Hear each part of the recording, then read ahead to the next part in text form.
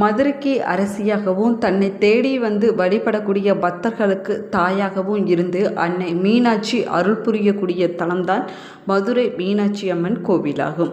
இந்த கோவிலில் கிட்டத்தட்ட 17 ஆண்டுகளுக்கு பிறகு இந்த ஆண்டு மகா கும்பாபிஷேகமானது நடத்தப்பட இருக்குதுங்க.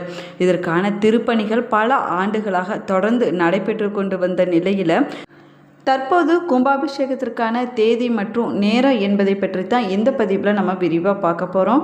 வீடியோவை ஸ்கிப் பண்ணாமல் முழுசாக பாருங்கள். நம்ம சேனலை இப்போ தான் ஃபஸ்ட் டைம் பார்க்குறீங்க அப்படின்னா நம்ம சேனலை சப்ஸ்கிரைப் பண்ணலன்னா சப்ஸ்கிரைப் பண்ணிக்கோங்க. கூடவே இருக்கிற பெல் பட்டனையும் ப்ரெஸ் பண்ணிக்கோங்க.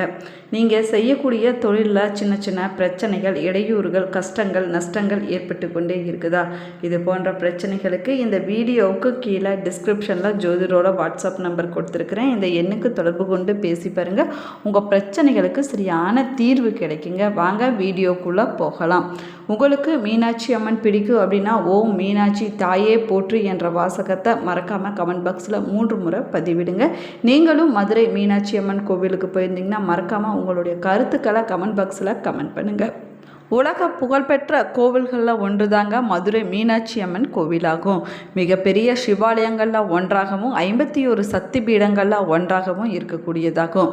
தேவார பாடல் பெற்ற திருத்தலங்களில் ஒன்றாகவும் இந்த கோவிலானது இருக்குது. அம்மனை பிரதான தெய்வமாக வழிபடக்கூடிய ஒரே சிவன் கோவில் இதுதாங்க. பூஜை, அபிஷேகம், வழிபாடு என அனைத்திலுமே இங்கு அன்னை மீனாட்சிக்கே முதல் மரியாதையானது செய்யப்படுது. சிவபெருமான் தன்னுடைய 64 திருவிளையாடல்களையும் நிகழ்த்தி காட்டிய தலம் என்ற பெருமையை கொண்டது மதுரை மீனாட்சி அம்மன் கோவிலாகும். அதே போல் சிவபெருமான் கடவுளாக மட்டும் இல்லாமல் அரசனாகவும் இருந்து அரசாட்சி செய்யக்கூடிய ஒரே தலம் மதுரை தாங்க.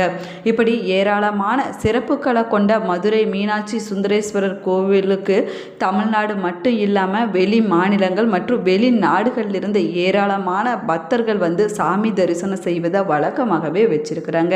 இப்படி பல்வேறு சிறப்புகளையும் அதிசயங்களையும் ஆச்சரியங்களையும் தன்னிடம் கொண்டிருக்கக்கூடிய மதுரை மீனாட்சி அம்மன் கோவிலில் 8/4/2009 கும்பாபிஷேகமானது சிறப்பாக நடைபெற்றிருக்குதுங்க.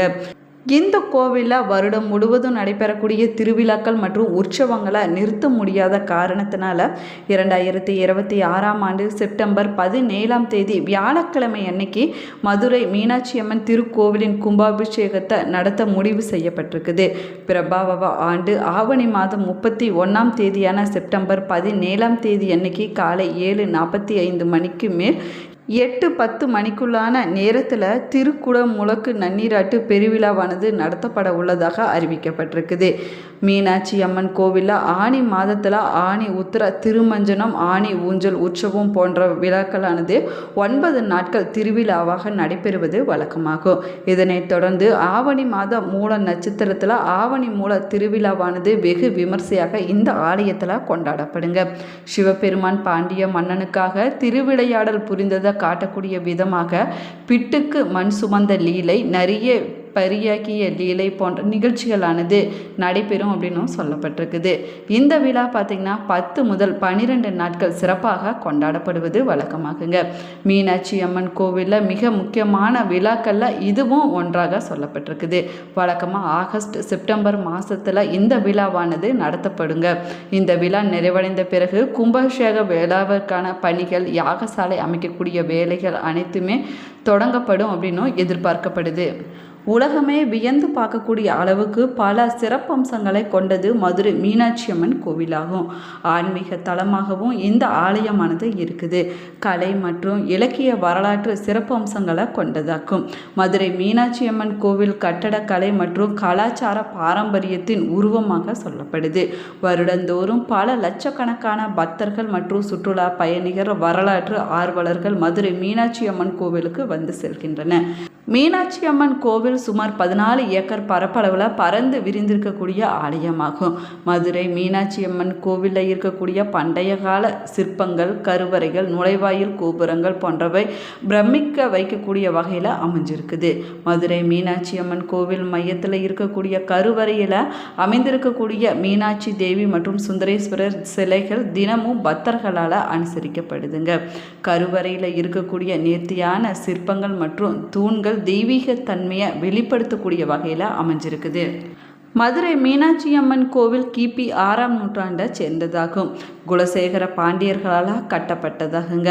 நாயக்கர் ஆட்சி காலத்தில் குறிப்பிடத்தக்க மன்னர் விஸ்வநாத நாயக்கரால் 16ஆம் நூற்றாண்டில் உணர்வு மிக்க இந்த கோவில் வடிவம் பெற்றதாக சொல்லப்படுது. மீனாட்சி அம்மன் திருக்கோவிலில் மிக முக்கியமான திருவிழாவான சித்திரை திருவிழா ரொம்பவே பிரசித்தி பெற்றதாகுங்க. இந்த விழாவில் மீனாட்சி அம்மன் திருக்கல்யாணம், ஆடி அமாவாசை பூஜைகள், பட்டாபிஷேகங்கள், திருத்தேர் பவனி போன்றவை புகழ் பெற்றதாக சொல்லப்படுது. இதனைத் தொடர்ந்து நவராத்திரியின் ஆவணி மாத திருவிழாக்கள், தைப்பொங்கல் திருவிழா, ஆடிப்பூரம், இதனைத் தொடர்ந்து பல்வேறு விசேஷ நட்சத்திர நாட்கள் போன்றவை மதுரை மீனாட்சி அம்மன் கோவிலில் சிறப்பு வாய்ந்ததாக சொல்லப்படுதுங்க.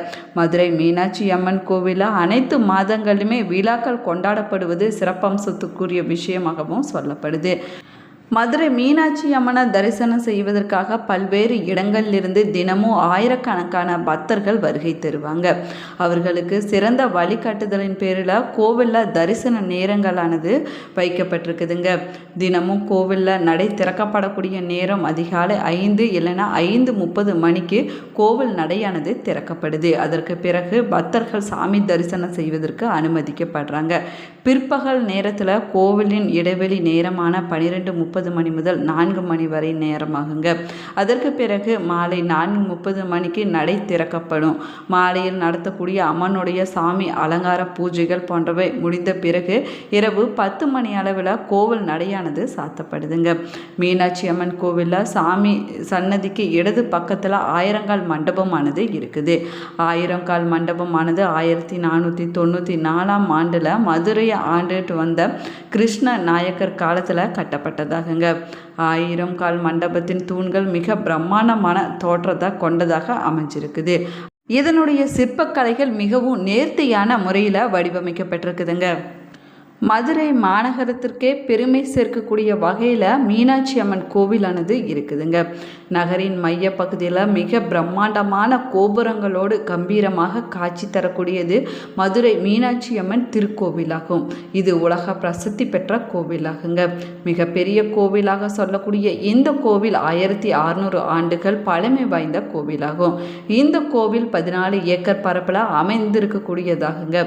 கோவிலின் மொத்த நீளம் 847 அடி, அகலம் 792 அடியாகும்.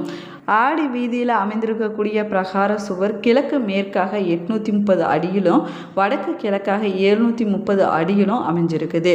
மதுரை மீனாட்சி அம்மன் கோவில் மதுரைக்கு அழகு சேர்ப்பது அதனுடைய கோபுரங்களும் அதில் இருக்கக்கூடிய கலாச்சார சிற்பங்களும் தாங்க. மொத்தம் 12 கோபுரங்களானது இருக்குது. தங்கத்திலான கோபுரங்கள் 2 என மொத்தம் 14 கோபுரங்களானது இருக்குதுங்க.